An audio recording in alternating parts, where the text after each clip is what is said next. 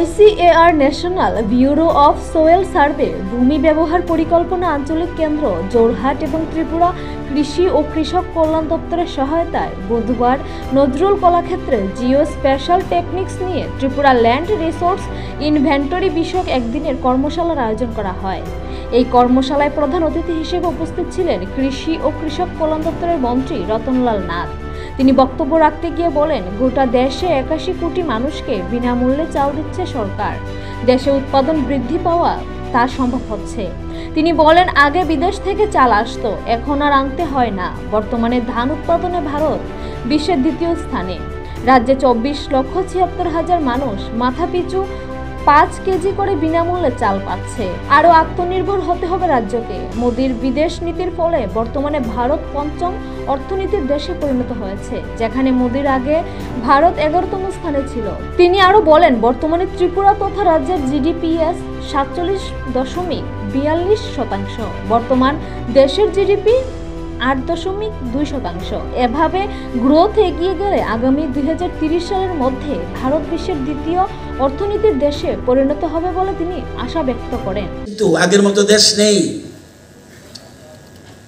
81 কোটি মানুষকে ফ্রি চাল দিচ্ছে। আমরা বলতে পারি ফ্রি চাল তো ভালো না, এটা আমি বলছি না। হিউজ প্রোডাকশন হচ্ছে বলেই প্রধানমন্ত্রী দিতে পারছে।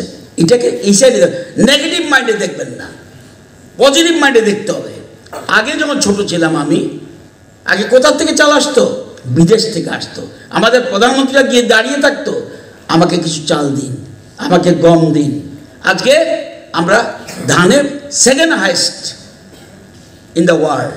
সুতরাং প্রোডাকশনটা আমাদের এই জায়গায় নিতে হবে এবং আমরা সেরকমভাবে চিন্তা করছি।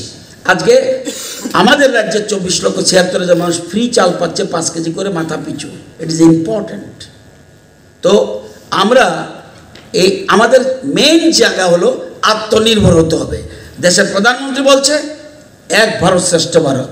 আপনারা আজকে ভারত যেভাবে এগুচ্ছে, এটা আপনারা আশ্চর্য হয়ে যাবেন। যদিও আমরা অর্থনৈতিক ক্ষেত্রে আমরা 5th পজিশন। প্রধানমন্ত্রী নরেন্দ্র মোদীর দায়িত্ব নেওয়ার পর আগে ছিল 11th position, now it is 5th position. আমাদের উপরে কারা কারা আছে? আমেরিকা, চায়না, জাপান, জার্মানি, বাকি 5 নম্বরে আমরা ইকোনমিকে। কিন্তু লাস্ট 2 ইয়ার্স দেখুন growth rate of the GDP। India last ইয়ারে 8.2%, চায়না 5.2%, আমেরিকা 2.5%, রাশিয়া 3.6%। মানে আমরা ওয়ার্ল্ডে গ্রোথ রেটে 8.2% India. This year 24-25 provisional 7%, China 5%, America 2.6% and Russia 3.2%। অর্থাৎ যদি এরকম চলতে থাকে, ইন্ডিয়া 2030-এর মধ্যে হয়ে যাবে 2nd পজিশন ওয়ার্ল্ডে।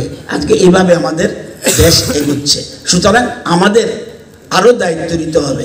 দেশের প্রধানমন্ত্রী বলছে, যদি দেওয়ালির আগে বলছে, যদি প্রধানমন্ত্রী তো বলছে না, বিজ্ঞানীরা বলছে বলে প্রধানমন্ত্রী বলছে, এক্সপার্টরা বলছে বলে প্রধানমন্ত্রী বলছে। আমি নিজের থেকে বলতে পারবো না কিছু, সবগুলি আমাদের এক্সপার্টরা রয়েছে। আজকে বলছে 90 দিন যদি কোনো বিদেশের জিনিস আমরা ব্যবহার না করি, তাহলে 90 দিন আমরা, এবং এই 90 দিনে যদি আমরা শুধু দেশের জিনিস ইউজ করি, পারচেজ করি, তাহলে আমরা 2nd পজিশন হয়ে যাব 90 দিনে। এই জায়গায় মাথা রাখতে হবে। আজকের দেশ আজকে ঈর্ষান্বিত, বিভিন্ন দেশগুলি ঈর্ষান্বিত। আজকে প্রধানমন্ত্রীর মোদিজির বিদেশ নীতির কারণে দ্রুত এগোচ্ছে দেশ, আর্থিক স্থিতিশীলতা রয়েছে। সুতরাং সবাইকে বলবো, আমরা কৃষিকে আরও বেশি এগিয়ে নিতে হবে। যদিও আমাদের জমির পরিমাণ, কৃষি জমির পরিমাণ কম, কিন্তু যতটুকু পরিমাণ জমি আছে এগুলিকে, এবং মাটি সবচেয়ে গুরুত্ব দিতে হবে। যে মাটিতে যে ফসল বেশি হবে, বিজ্ঞানীদের মত সাথে। নিজস্ব প্রতিনিধি রিপোর্ট, এশিয়ান টাইমস।